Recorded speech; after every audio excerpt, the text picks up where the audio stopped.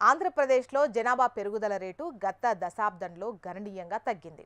గతంలో 2.1గా ఉన్న జనన రేటు ప్రస్తుతం 1.5కు పడిపోయింది. ఈ మేరకు మరికొన్ని సంవత్సరాల్లో రాష్ట్రంలో వృద్ధుల సంఖ్య పెరిగిపోయి యువత తక్కువగా ఉండేటువంటి ప్రమాదం ఉందని నిపుణులు హెచ్చరిస్తున్నారు. ఈ నేపథ్యంలోనే ముఖ్యమంత్రి చంద్రబాబు నాయుడు నేతృత్వంలోని కూటమి ప్రభుత్వం జనాభా పెంపుదల కోసం కీలక చర్యలు చేపడుతోంది. ప్రధానంగా జనాభా పెంపుదల గురించి స్వయంగా సీఎం చంద్రబాబు పలుమార్లు సభల్లో ప్రస్తావిస్తూ ప్రజలను ప్రోత్సహిస్తున్నారు.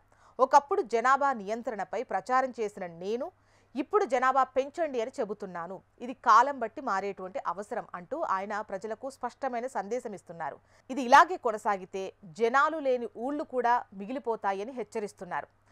ఈ దృష్టితో ఇప్పటికే ప్రభుత్వం పాపులేషన్ మేనేజ్మెంట్ పాలసీ ముసాయిదాను రెడీ చేస్తోంది.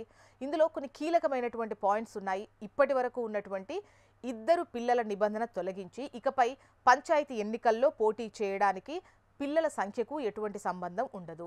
3వ బిడ్డకు 50,000 ప్రోత్సాహకం, 4వ బిడ్డకు కూడా ఇదే స్థాయిలో ఆర్థిక సాయం, ఆస్తి పన్ను మినహాయింపు, 3 లేదా అంతకన్నా ఎక్కువ మంది పిల్లలు కనేవారికి రాయితీలు, ఐవీఎఫ్ చికిత్సకు సాయం, సంతానలేమితో బాధపడే 12% దంపతులకు ఐవీఎఫ్ చికిత్స ఖర్చును ప్రభుత్వం భరించబోతుంది. మాతృత్వ సెలవు పెంపు 6 నెలల నుంచి 12 నెలలకు పెంచేటువంటి ప్రతిపాదన, తల్లుల కోసం వర్క్ ఫ్రం హోం ప్రోత్సాహం, బాలల కోసం క్రెచ్లు ఏర్పాటు. ఈ చర్యలన్నీ చూస్తే కూటమి ప్రభుత్వం దీన్ని తలపెట్టిన ఒక పెద్ద సామాజిక మార్పుగా చెప్పొచ్చు.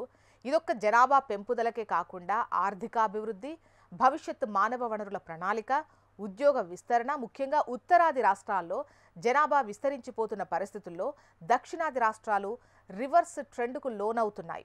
దానిలోనూ ఏపీ అత్యంత తక్కువ జనన రేటు కలిగిన రాష్ట్రంగా మారింది. దీనివల్ల భవిష్యత్తులో కార్మికులు, యువజన శక్తి కొరత అనివార్యమవుతుంది. జనాభా తగ్గింపు అభివృద్ధికి సంకేతం అనుకోవాల్సిన కాలం ముగిసిపోయింది. ఈ సందర్భంలో ఏపీ ప్రభుత్వం తీసుకుంటున్నటువంటి ఈ నిర్ణయం గొప్ప ప్రజా వ్యవస్థ కోసం బలమైన బాట అని చెప్పొచ్చు.